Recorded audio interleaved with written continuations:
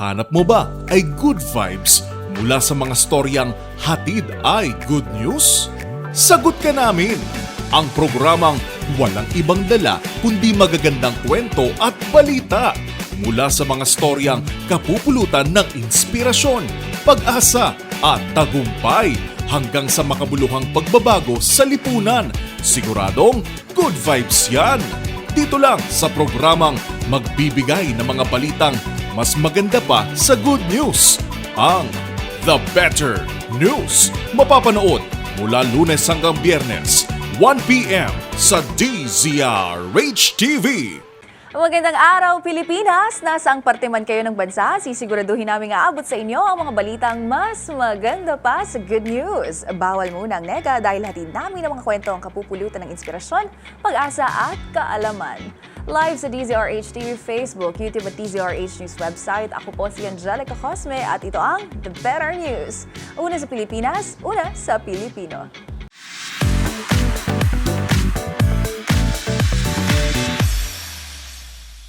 Sa ating unang good news ngayong araw, kabilang ang Pilipinas sa mga bansang nangungunang destinasyon na may Muslim-friendly beach tourism sa Asia. At kabilang sa dahilan ng paglakas ng turismo para sa mga Muslim travelers ay ang mga programang sensitibo sa kanilang kultura, gaya na lamang na exclusive beach zones at mga halal-certified na serbisyo. Narito ang report ni Rovic Manuel. Ang Pilipinas ay mabilis na naging kapantay ng mga kilalang destinasyon tulad ng United Arab Emirates, Qatar, Saudi Arabia, Oman at Bahrain sa pagbibigay ng Muslim-friendly na beach tourism.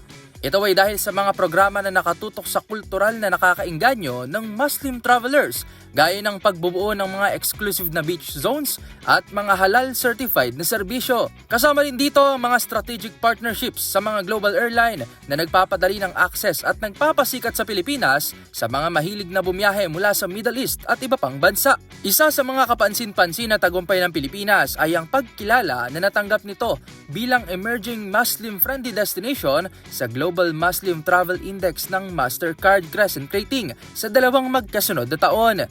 Pinapatunayan nito ang pagpapahalaga ng Pilipinas sa mga pangangailangan ng Muslim travelers tulad ng religious practices, dietary restrictions at privacy.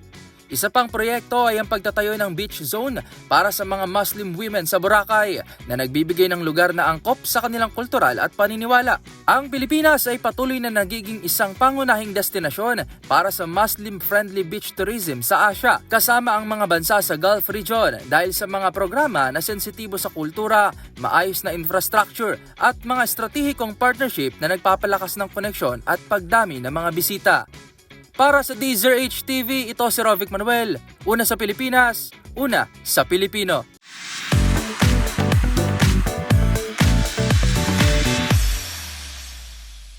Positibo ang pananaw ng isang international bank na ang Pilipinas ay isa sa may mga pinakamabilis na paglago ng ekonomiya sa Asia.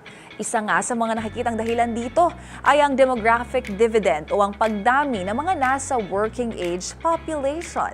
Ang mga detalye sa report ni Arnold Herrera. Ipinahayag ng International Bank na HSBC Philippines ang patuloy nitong kumpiyansa sa paglago ng ekonomiya ng Pilipinas na itinuturing nitong isa sa pinakamabilis na lumago sa buong Asia. Ayon kay Pramoth Rahendran, Head of International Wealth and Premier ng HSBC Philippines, bagamat bahagyang mas mababa ang inaasahang naitalang 5.4% na GDP growth sa unang quarter ng 2025, nananatili ang kanilang projection na aabot ito sa 5.6% sa pagtatapos ng 2025. Isa sa mga pangunahing dahilan ng positibong pananaw ng bangko ay ang malakas na konsumo sa bansa na bumubuo sa 75% ng kabuuang GDP at ang tinatawag na demographic dividend, ang pagdami ng mga nasa working age population na may average median age na 25 years old. Dagdag pa ni Rahendran, inaasang lalaki pa ang bilang ng middle class sa Pilipinas at dodoble ang bilang ng mga Pilipinong mayayaman o assets na higit sa $250,000 pagsapit ng 2030. Sa kabuuan, sinabi ni Rahendran na positibong HSBC sa mga oportunidad sa bansa at naniniwala silang mananatiling malakas ang takbo ng ekonomiya ng Pilipinas ngayong 2025. Para sa DZRH TV, ito si Arnold Herrera. Una sa Pilipinas, una sa Pilipino.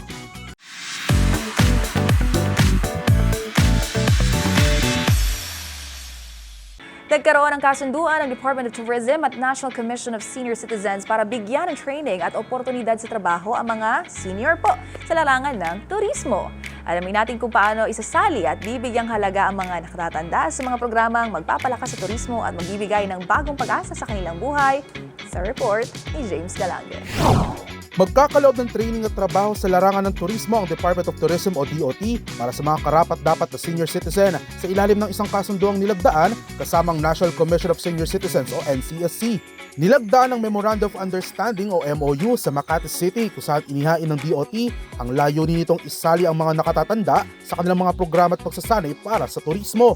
Ayon kay Tourism Secretary Cristina Frasco, aktibo ng isasali ng mga regional office ng DOT ang mga senior sa mga training module para sa tourism stakeholders. Isinasagawa ngayon ng NCSC ang isang needs assessment upang tukuyin kung ano ang angkop na pagsasanay para sa mga benepisyaryo. Sinabi naman ni NCSC OIC Chairperson Mary Jean Loreche na ang mga senior na nagdanais makilahok ay dapat lamang na pisikal at mental na fit. Bahagi rin ng kasunduan ang pagbubuo ng mga infrastruktura at produktong turismo na angkop sa mga nakatatanda, gayon din ang paglikha ng mga patakaran na nagpapahalaga sa kanilang mga pangangailangan. Para sa DZRH TV, ito si James Galange, una sa Pilipinas, una sa Pilipino.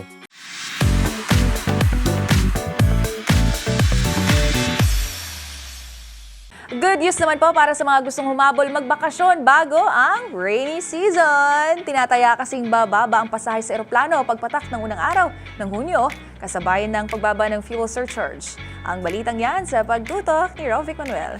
Inaasahang bababa ang pamasahe sa domestic at international flights sa susunod na buwan, kaya mas magiging abot kaya ang paglalakbay ng mga pasahero. Ayon sa Civil Aeronautics Board o CAB, ibinaba nila ang fuel surcharge sa Level 3 na epektibo na simula June 1. Mas mababa ito mula sa Level 4 na ipinatutupad ngayong Mayo at Level 5 naman noong buwan ng Marso. Sa ilalim ng Level 3, ang mga pasahero ay magbabayad ng 83 pesos hanggang 300 pesos na fuel surcharge para sa mga domestic flight, depende sa distansya ng biyahe. Mas mababa ito kumpara sa 117 pesos hanggang 342 pesos para sa domestic flight sa ilalim ng Level 4. Samantala, ang fuel surcharge naman para sa international flight sa ilalim ng Level 3 ay mula sa higit 273 pesos hanggang 2,030 pesos, mas mababa mula sa higit 385 pesos hanggang 2,870 pesos sa ilalim ng Level 4. Ang naturang mga fuel surcharge ay dagdag na bayaring ipinatutupad ng airline companies para tulungan sila na makabangon sa halaga ng fuel na kanilang binabayaran. Hiwalay pa ito sa base fare o aktwal na pamasahe ng mga biyahero. Para sa MBC TV Network News, ito si Rovic Manuel ng DZRH TV, una sa Pilipinas, una sa Pilipino.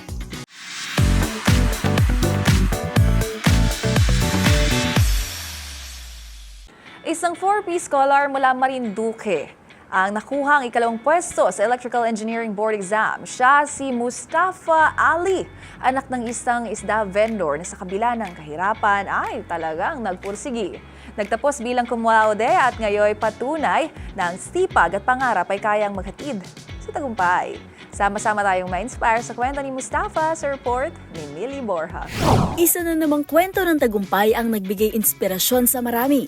Matapos mag-top 2 sa Electrical Engineering Licensure Exam, ang isang benepisyaryo ng Pantawid Pamilyang Pilipino Program o 4Ps. Kinilala ang top-notcher bilang si Mustafa Ali, tubong Santa Cruz sa Marinduque. Anak ng isang vendor ng isda sa palengke, lumaki si Mustafa sa hirap at isang estudyanteng pinagkakasya lamang ang kanyang baon. Pero hindi ito naging hadlang sa kanyang pangarap. Nakapagtapos siya ng elementarya at high school sa tulong ng 4Ps program ng Department of Social Welfare and Development, na hindi lamang pinansyal na tulong ang hatid, kundi pangkaalaman din sa family planning, pag-iimpok at pagbubuti ng pamumuhay. Matapos magtapos ng senior high school sa TechVoc track, sinubukan niyang pumasok sa kanyang pangarap na universidad para mag-aral ng electrical engineering, ngunit tinanggihan ito. Sa halip na sumuko, humanap siya ng pagkakataon sa Rizal Technological University.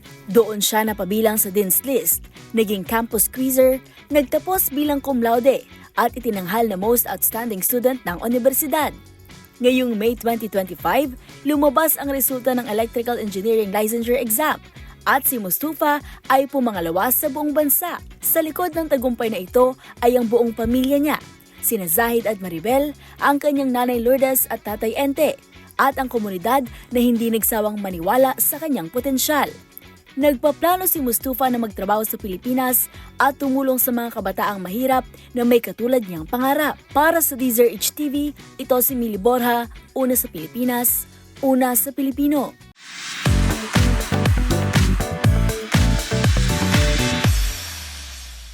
May tuturing na pambansang karangalan ang pagkakaroon ng NLEX Corporation ng isang gold at 2 silver Stevie Awards sa 2025 Asia Pacific Stevie Awards sa South Korea. At kabilang nga po sa mga binigyang pagkilala ay ang proyekto at inisyatibo ng kumpanya sa epektibong komunikasyon at serbisyo para sa kaligtasan. Nagbabalik si Mili Borja. Wagi ang NLEX Corporation ng isang gold at 2 silver sa 2025 Asia Pacific Stevie Awards na ginanap sa South Korea. Kinilala ng prestihiyosong parangal ang epektibong estratehiya ng kumpanya sa komunikasyon at mga programang nakatuon sa kaligtasan sa kalsada at kapakanan ng komunidad, lalo na ang mga proyektong edukasyonal. Tinanghal na Gold Stevie winner ang Child Road Safety Picture Book ng NLEX na may pamagat na ang bida ng kalsada, na layuning turuan ang mga bata ukol sa maingat at ligtas na paggamit ng kalsada. Samantala, nagwagi rin ng 2 Silver Stevie Awards ang NLEX para sa kanilang mga pangunahing programa, ang Punla na sumusuporta sa mga negosyong pinangungunahan ng kababaihan at ang Mission Road Safety na layuning edukahin ang mga high-risk road users tungkol sa responsableng paggamit ng daan. Para sa DZRH TV, ito si Mili Borja, una sa Pilipinas, una sa Pilipino.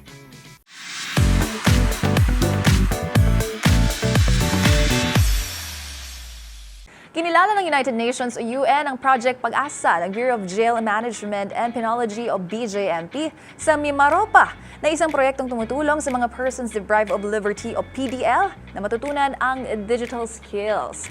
Kabilang ang naturang programa sa 70 projects sa mundo na finalist na maaaring magwagi sa 2025 World Summit on the Information Society o WSIS Prizes sa Switzerland.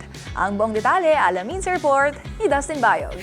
Napabilang sa Project Champions ng 2025 World Summit on the Information Society o WSIS Prizes ng United Nations, ang Project Pag-asa ng Bureau of Jail Management and Penology o BJMP ng Mimaropa. Sa partnership ng Department of Information and Communications Technology o DICT, inilalang Project Pag-asa Beyond Bars, unlocking opportunities through digital skills training ng BJMP na isang proyekto para sa mga persons deprived of liberty o PDL. Layo ng programa na maturuan ng mga PDL ng ilang kinakailangan digital skills bilang bahagi ng kanilang pagbabalik sa lipunan. Isinagawa ang naturang proyekto sa mga district jail ng Calapan City, Oriental, Mindoro. Mula sa maraming submissions sa mundo, kabilang ang Project Pag-asa sa 72 proyektong na finalist mula sa 18 kategorya. Kaugnay nito, i-anunsyo naman ang final 18 winners sa darating na July 10 sa idadaos sa WSIS Prizes Award Ceremony sa Geneva, Switzerland. Para sa DZRH TV, ito si Dustin Bayog, una sa Pilipinas, una sa Pilipino.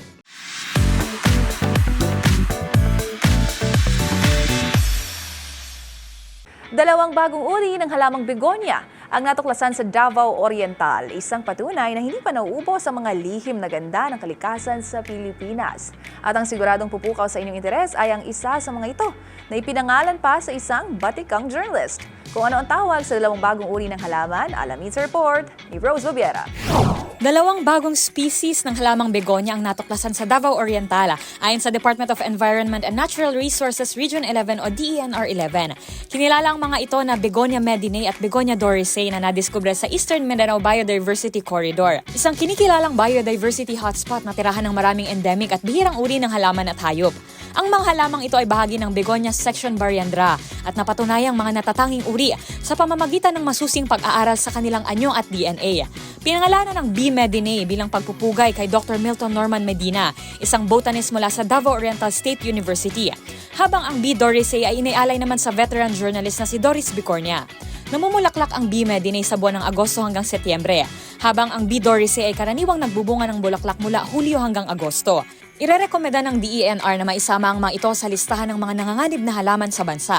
Critically endangered na ang B. medinae dahil sa napakaliit na populasyon at pagkasira ng kanyang tirahan, habang vulnerable naman ang B. dorisei dahil sa sensitibong coastal ecosystem nito na maraming panganib sa panahon ng bagyo. Para sa DZRH TV, ito si Rose Babiera. Una sa Pilipinas, una sa Pilipino.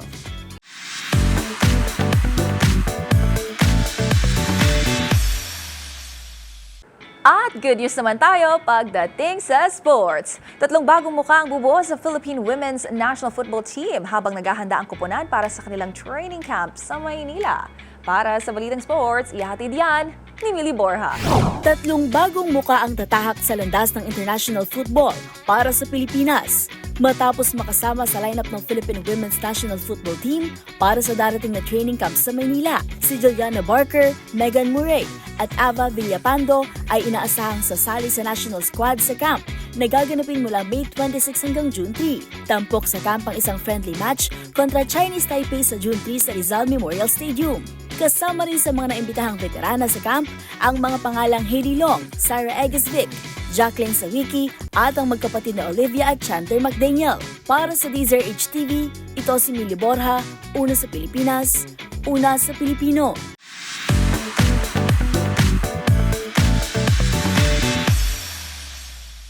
At yan ang mga balitang hashtag pampag-good vibes para sa inyo.